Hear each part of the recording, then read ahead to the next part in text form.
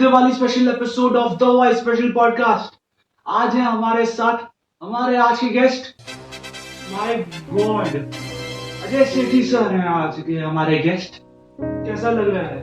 बहुत अच्छा लग रहा है युवीर, थैंक यू सो मच है ना मुझे इनवाइट करने के लिए। मैं बहुत एक्साइटेड था कि मैं जाके बैठूंगा युवीर के साथ, और आज युवीर के साथ मतलब बहुत अलग फील आ रहा है। वो मेरा इंटरव्यू लेने वाला है, हल्की सी है ना घबराहट भी है और एंजाइटी भी है कि क्या क्या पूछने वाला युवीर मुझसे, और है ना मतलब बहुत ज्यादा एक्साइटमेंट है कह सकते हैं। तो हम क्वेश्चन आंसर सेशन शुरू कर सकते हैं? हाँ बिल्कुल युवीर, शुरू कर सकते हैं। हमारा आज का पहला क्वेश्चन है, please give us some insights of your journey in the field of performing arts and how you came about being an instructor. काफी अच्छा युवीर ने सवाल किया। इस जर्नी की शुरुआत बहुत लंबी है, मतलब बहुत सारे एक्सपेरिमेंट लाइफ में करना चाहता था। तो आपने एक जगह सुनी होगी, राष्ट्रीय नाट्य विद्यालय, नेशनल स्कूल ऑफ ड्रामा। वहाँ पे कंपनी है TIE company, theatre in education company. तो मैं वहाँ से मैंने ट्रेनिंग ली, वहाँ काम किया। वो कंपनी जो है बच्चों के साथ काम करती है, 8 साल से 16 साल तक के बच्चों के साथ काम करती है। तो वहाँ पे एज एन एक्टर टीचर मैंने ज्वाइन किया।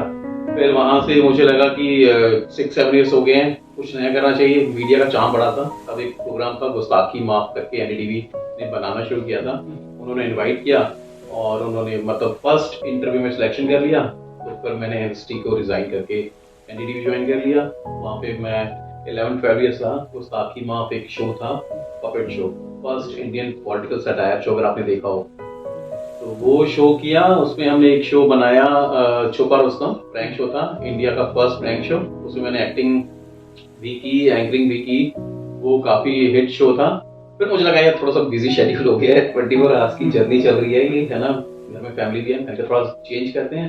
फिर बैक टू पवेलियन, मैं फिर एक्टिंग टीचिंग में आ गया, और अभी श्री राम स्कूल में मैं एक्टिंग टीचर हूँ। That's amazing. मुझे बहुत कुछ सीखने को मिला आपसे। युवीर, मैं एक बात कहना चाहूंगा, मैंने सच में ये आप काम करते हैं, आपके साथ कई बच्चे जुड़ते हैं, पर वो किस आगे किस लेवल तक पहुंचते हैं, किस ऊंचाई तक पहुंचते हैं, मैं आज प्राउड फील कर रहा हूँ कि युवीर के साथ मैंने काम किया, गाइड किया, और आज युवीर यहाँ पे है, अपने आप इंटरव्यू ले रहे हैं लोगों का, और बहुत अच्छा शो बना रहे हैं, है ना। मेरी बेस्ट विशेस है आपके साथ, ये शो और चले युवीर, लोग आपको जाने, है ना, मीडिया में सब, इंटरनेट पे और ऑनलाइन सबको एक ही नाम याद हो, Yuvir. Thank you so much.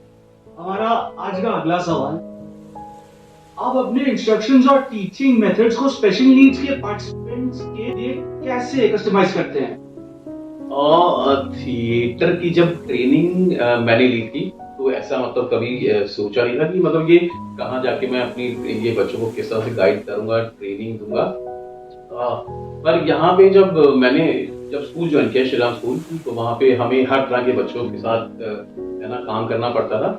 तो वहाँ आगे मतलब कुछ नई टेक्निक्स तो खैर पुरानी है, उसमें हम किस तरह से उन बच्चों के साथ काम कर सकते हैं जो आप जिन्हें स्पेशल नीड भी कहा जाता है, या आप नॉर्मल बच्चे कह लीजिए, है ना, उनको मिला के कैसे काम करना है, वो करते करते आपके पास आइडियाज आ जाते हैं, है ना।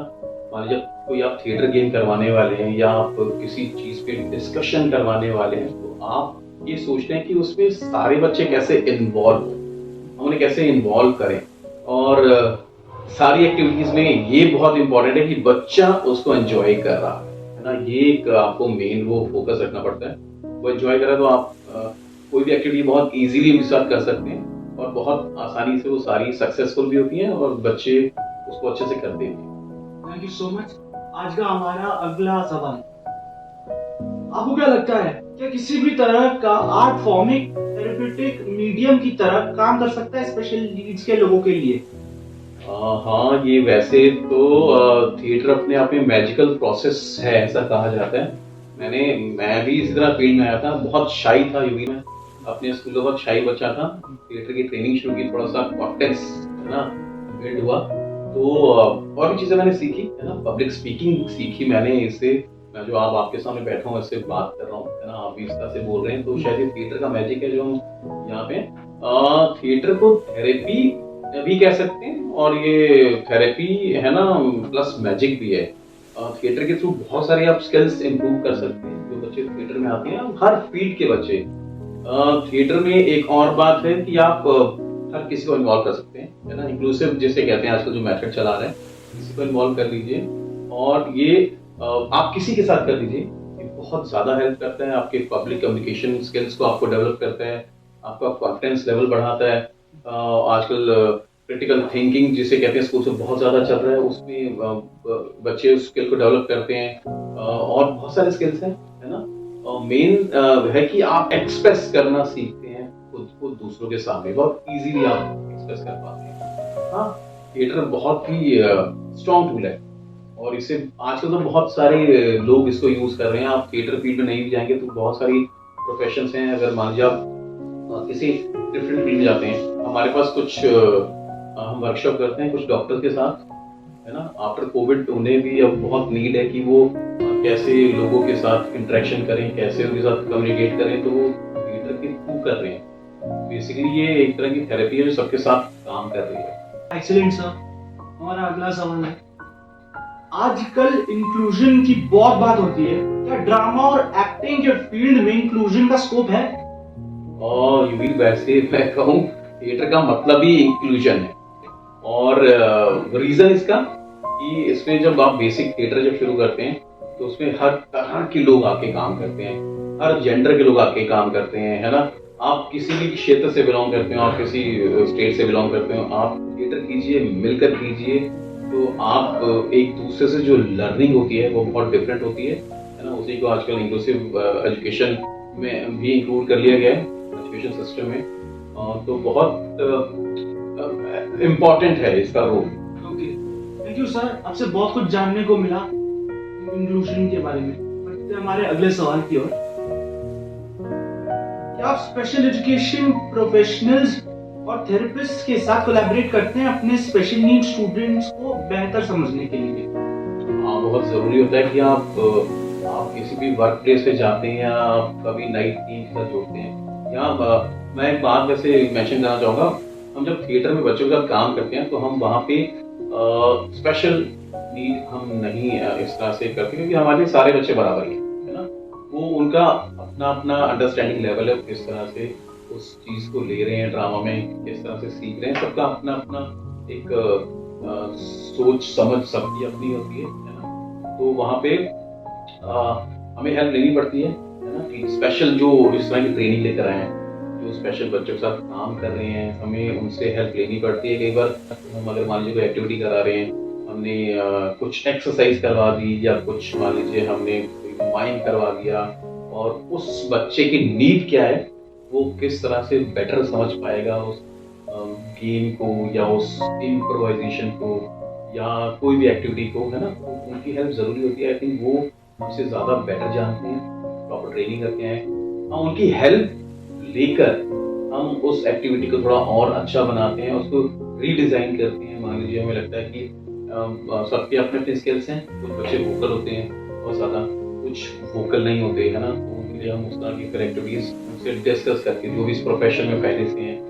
स्पेशल, है ना, हमारे टीचर्स कह लीजिए, स्पेशल एजुकेटर कह लीजिए, या पेरेंट्स भी हैं, हम उनसे भी थोड़ा गाइडेंस लेते हैं कि अगर हम ये एक्टिविटी कराएं तो ये, है ना, उसमें इन बच्चों को इन्वॉल्व करना है और स्ट्रॉन्ग कैसे बन पाएगी। तो उनके बिना तो मतलब ये कह लीजिए पॉसिबल भी नहीं है।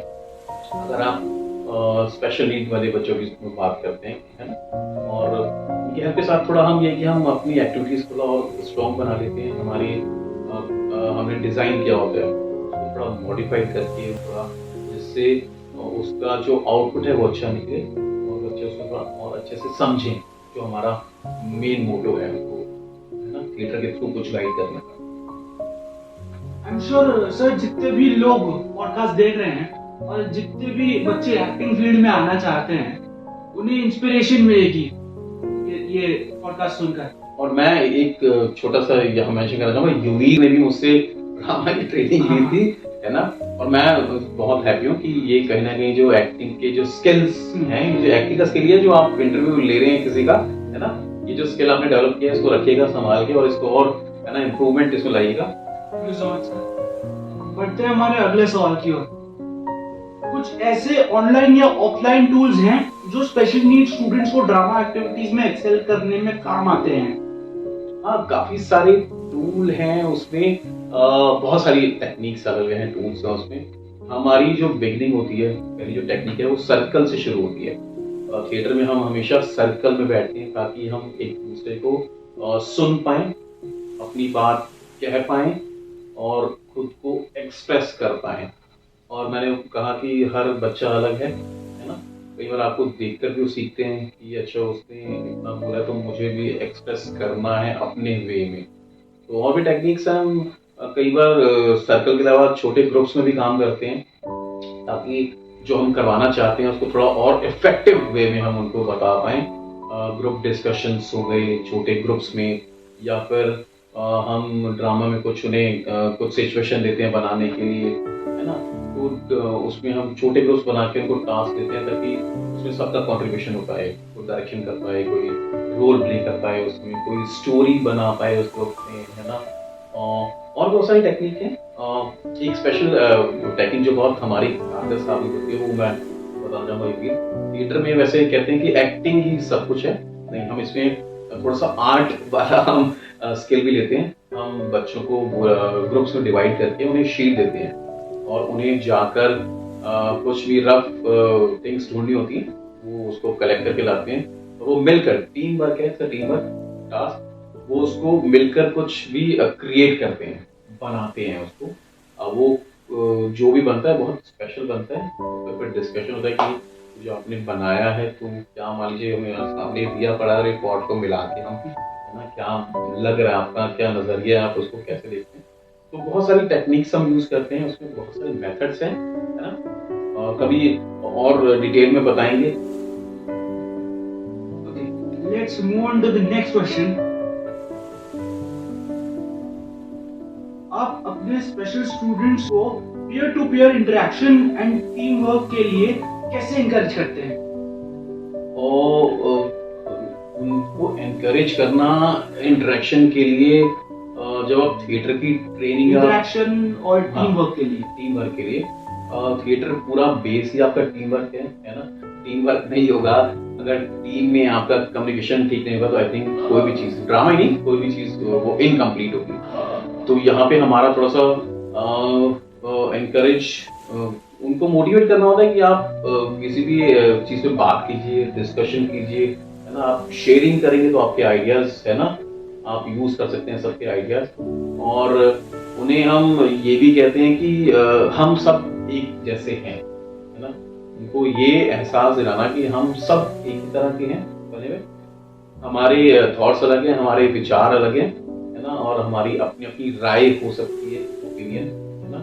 लेकिन आप जब टीम वर्क में काम करेंगे तो शायद वो आपकी सबकी राय मिला के कुछ एक नया क्रिएट होगा।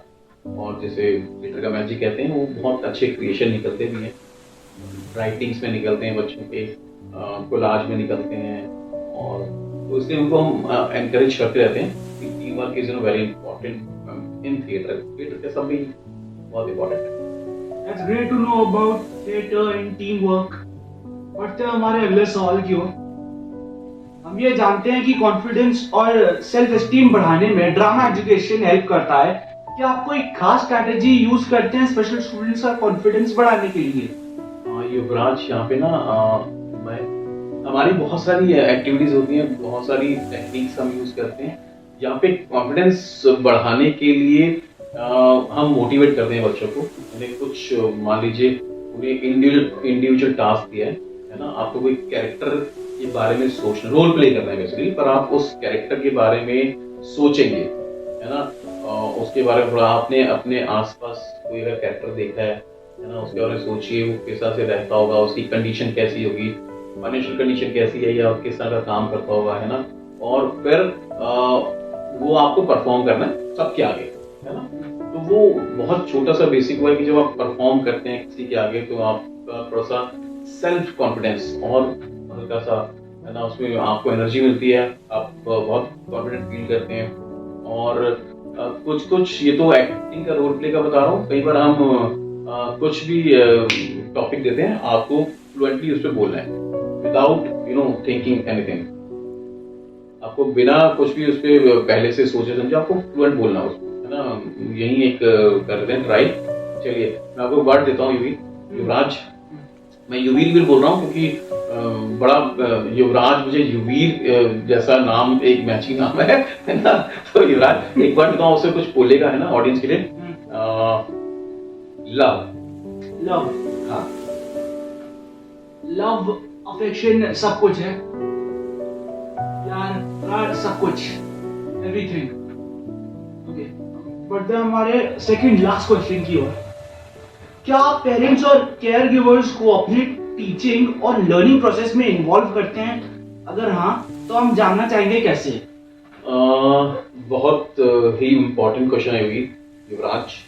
युवीर क्यों बोल रहा हूँ, युवीर कट करके युवराज। हाँ युवराज, ये ना हमें बेसिकली जब हम काम करते हैं, कहीं भी जाके काम करते हैं बच्चों के साथ, तो हमें पेरेंट्स के साथ एक अलग रेपो बनानी पड़ती है ना। उनसे थोड़ा सा हमें बच्चे के बारे में पता करना पड़ता है कि हम जो अपनी प्लानिंग करके लाए हैं है ना, वो तो हमने कॉमन प्लानिंग की है, पर उनके बच्चे के लिए क्या सूटेबल होगा, या वो किस तरह से चीजों को ज्यादा समझेगा, या किस तरह से वो चीजों को ग्रैब करेगा है ना।